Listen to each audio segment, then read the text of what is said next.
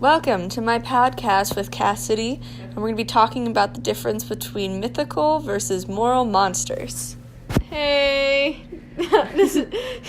all right. So this is interesting. All right, so I did concept. a survey, and I've had 34 people respond to this survey, Cool. asking questions ranging through some multiple choice and then some other open-ended. So for our first question, we asked, do you think killers' crimes are romanticized in today's society? I had 33 people answer this question, meaning one person skipped it, and 72.3% said yes, while the other 27.27% no. So my question to you is, do you think that killers are romanticized? I definitely think that they do, especially since there's so many TV shows that are focused on serial killers and on murder in general, and it seems to be something that people are fascinated with. So there sort of is, like, for these individuals, there's kind of is a twisted sense of glory if they are to do these things. They feel like that society has put so much interest on it, and I feel like that could be part of why we have such a problem with crime and stuff. Do you think that society romanticizes the crime itself or romanticizes the killer? And not necessarily like romanticizing as in like they're in love with this person, but they're intrigued to know why they did it. I feel like they're more intrigued with the person than the crime. The crime's horrific, and it seems like everybody kind of takes that as it is. Like, they don't really, if somebody were to question that, people would probably give them some serious side eye, but that's besides the point. Like, I definitely think it's something to do with like, the people are interested in, like you said, like, knowing why these people did the things that they did, and that's kind of, it's a good and a bad thing, because it does romanticize the killer culture, but at the same time, it's also feeding curiosity, though, too, so it could be seen in either light, in my opinion. All right, and my next question was an open-ended question. So what is your definition of a monster? Oh, this is hard.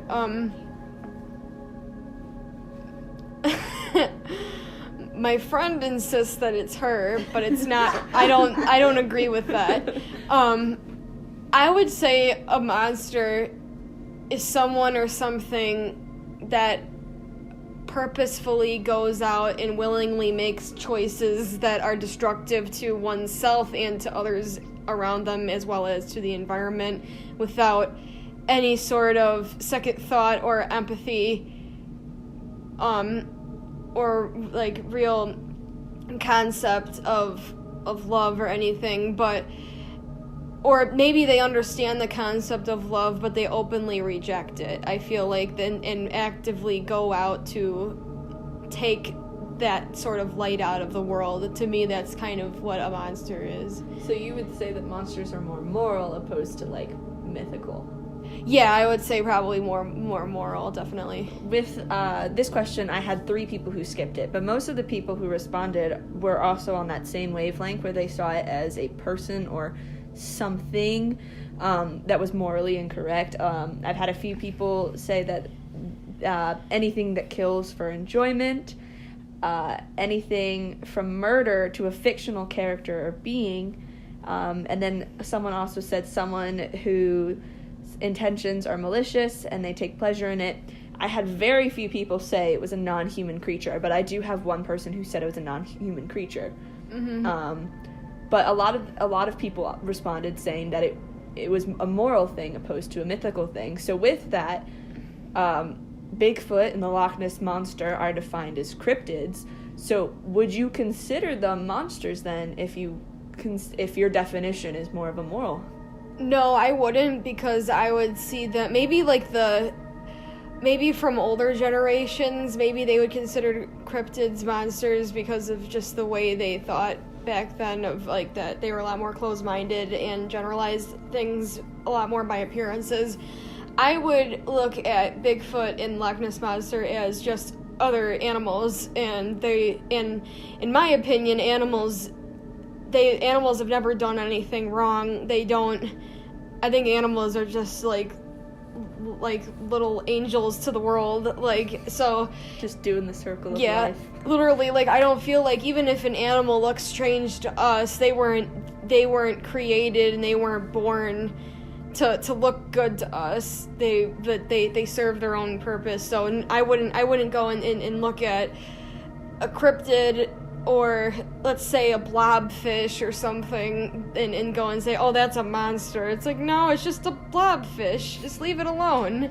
Yeah, but the audience, the 34 people that answered this survey all answered this question, and 70.9% said no. They thought that Bigfoot and the Loch Ness were not monsters. So that kind of made me think later on as I was reviewing this as to, like, what are cryptids? If we, like, they're obviously defined as something or that is not deemed real. But if we're not calling them monsters, then why is the Loch Ness Monster literally called the Loch Ness Monster? As far as I know, the Loch Ness Monster or Bigfoot has never been documented to kill anything, so why do we just instantly think them as monsters? I think it just goes back to the tradition more than, you know, what the animals actually would be like, because I think that back in not even that too long ago, like, people generalize things a lot more and would name things based off of more of what they look like rather than what they actually are. So, and I just feel like that names like that, it just kind of stuck because it's easy to remember, and it's not so much of something that should be taken more with, like, a grain of salt, I think, so.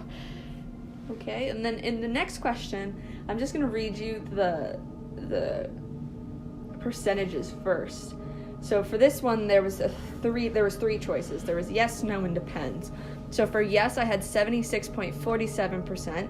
For no, I had 8.82%. And for depends, I had 14.71%. And the question was, would you consider murderers, serial killers, and rapists to be monsters? So I kind of want to talk about the depends. What do you think would draw the line between these people being on the fence when, as we saw before, most people thought that monsters were morally that way? I think I could understand how people chose depends. I think that sometimes, like, I think this also kind of goes back to the killer culture and the murder romanticism culture that we live in, that we like to try to figure out, like, motives of people, and then when you kind of try to figure out motives of people, you start looking into them as people, and when you start looking at people as people, it kind of takes the monster out of them.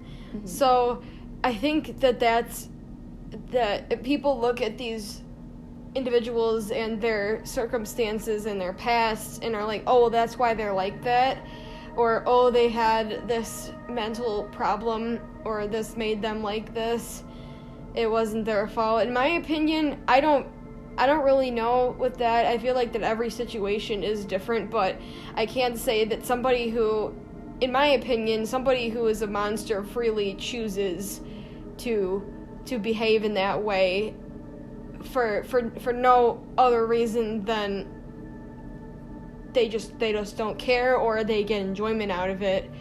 And they're not passively making that choice. They're actively making the choice to be destructive to themselves and to others around them. I think that's what a monster is to me.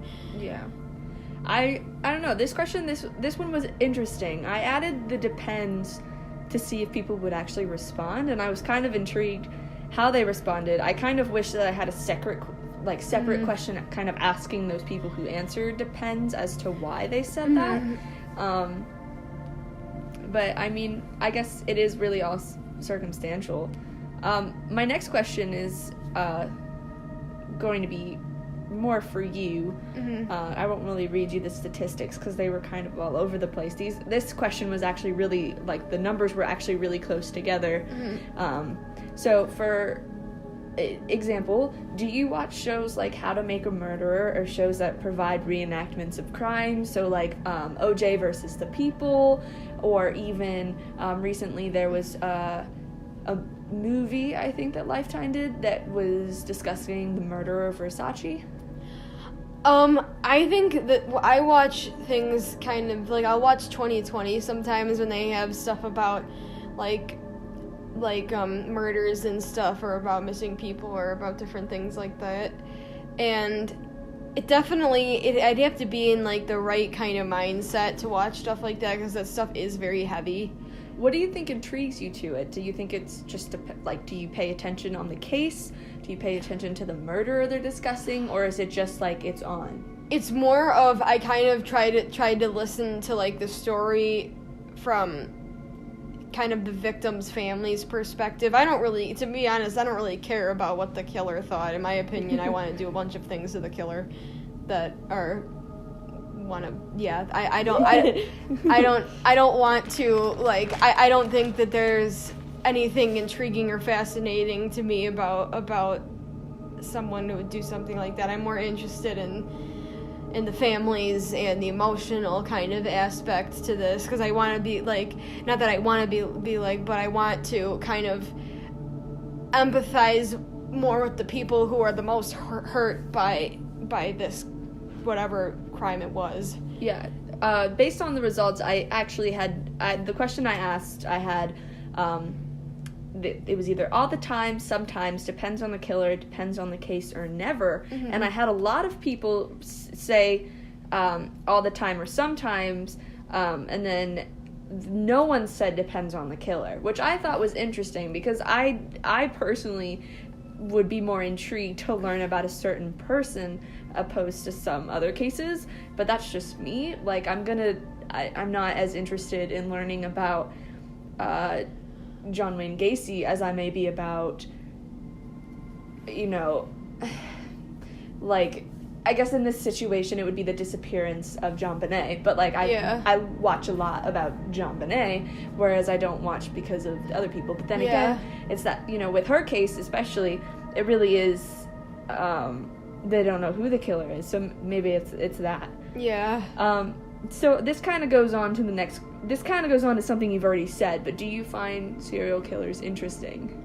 Okay, I mean, I know I went on a big long rant about wanting to beat serial killers up, but, to put it lightly, but, I do think, but it's like, I do have to admit there is something that is interesting about them, and I think that it kind of goes back to, this is something that one of my mom's really close friends, like, has told me. She's like, there's beautiful light, and there's also beautiful darkness, and you have to be careful of the beautiful darkness, but the beautiful darkness it is intriguing to people, and it is, and I mean, I'm not exempt from that. I would like to think that I'm not, but we all kind of are.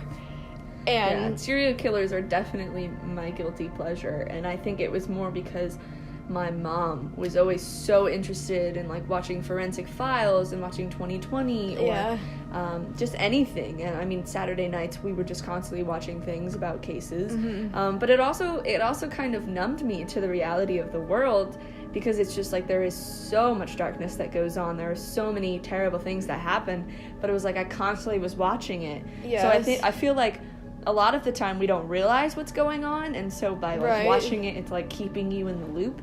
But something I failed to ask in this 10-question survey was whether or not people believed in cryptids. So I'm going to ask you now, do you believe in cryptids? Example being Bigfoot, the Mothman, Loch Ness Monster. Some people consider mermaids to be cryptids. I think that some of them yes, some of them no. I think that there's sometimes there are hints of truth within mythology, and I do believe that people did see something. I don't know what they saw necessarily, but I do believe that they did witness something. So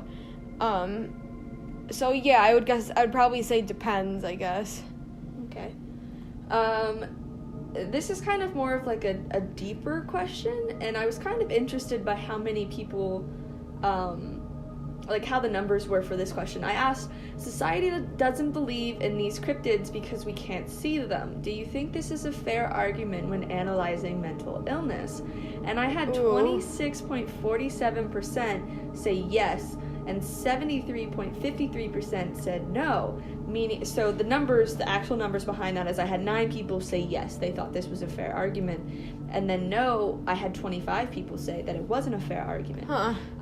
This is where I originally was planning on talking to my therapist, but I just could never really get time with her.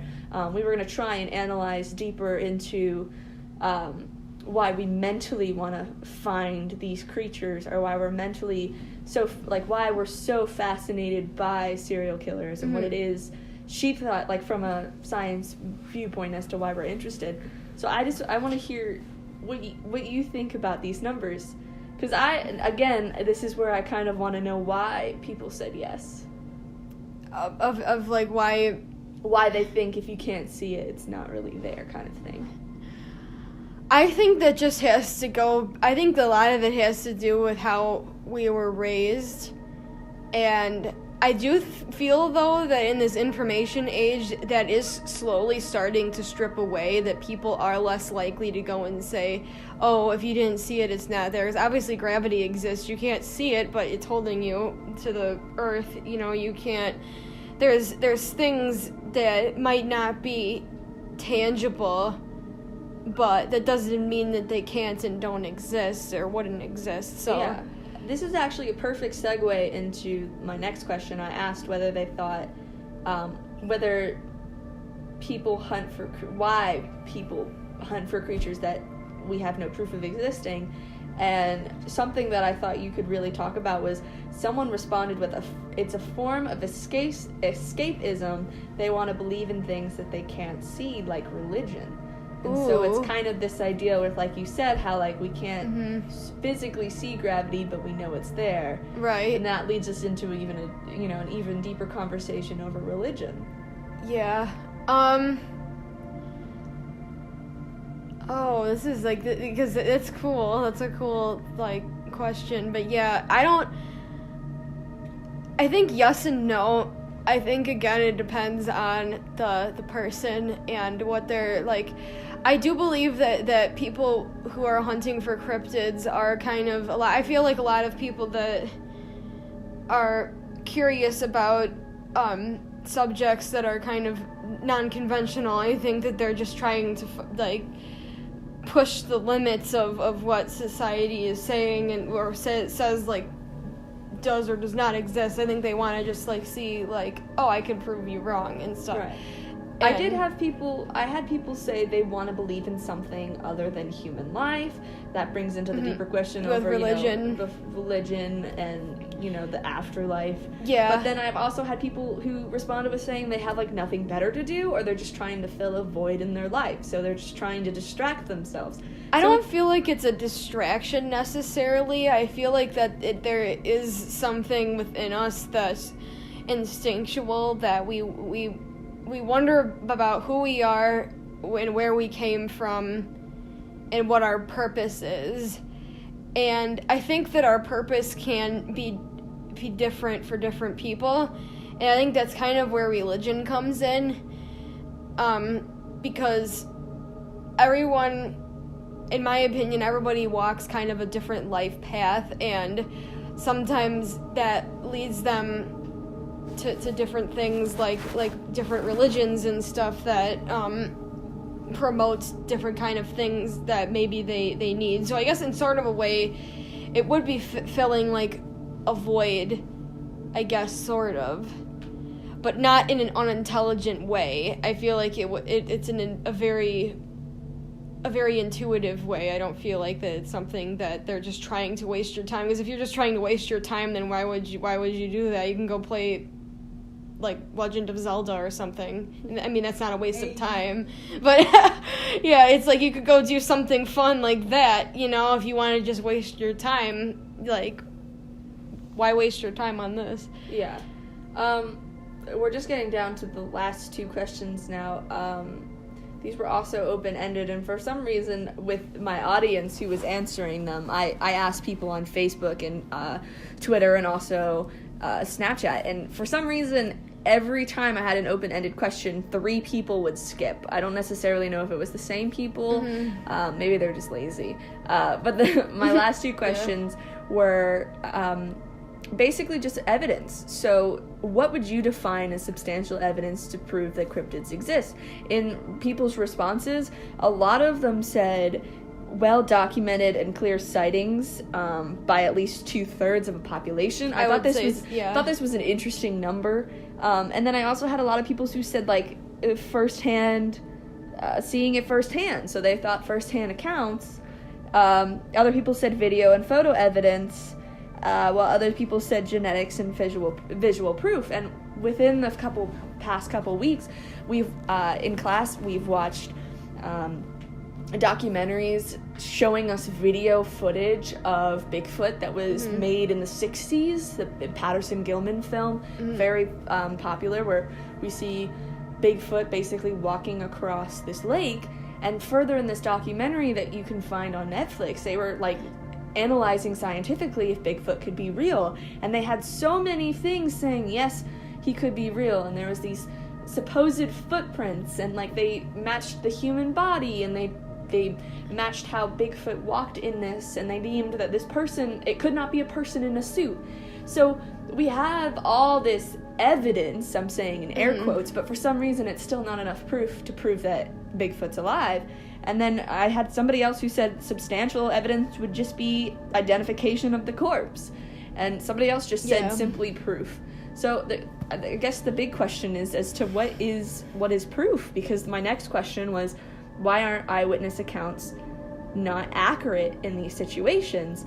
And, you know, again, people kind of contradicted themselves, because they said in question 9 that video and photo evidence was enough for them.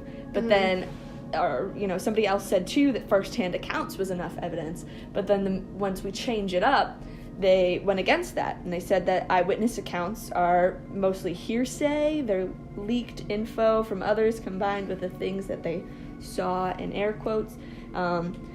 Eyewitness accounts are mostly biased. Perception is relative. So what do you think in these situations? If we have some people telling us it's proof, and like scientists who are PhDs, doctorates, they have all this information and they change their life's works to figure out Bigfoot, why don't we believe them?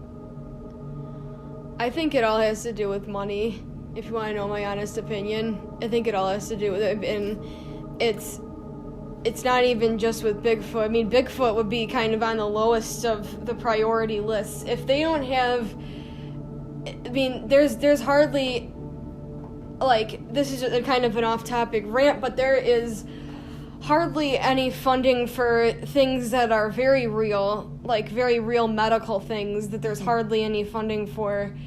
Why would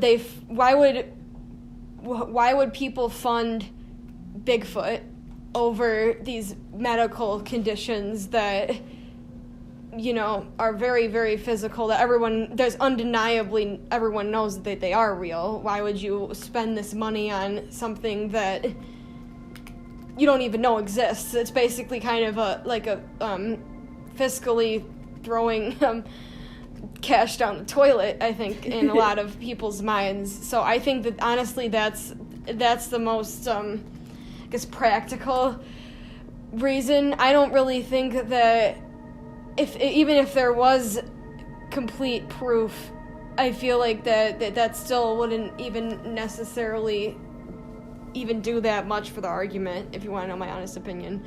So my question is, would we ever find you trying to hunt Bigfoot? No. No. Personally, this is an interesting project for me because I had never really thought deeply about Bigfoot and you know, the Loch Ness Monster. I mean, I don't know what I personally would need to have to prove that these things were real.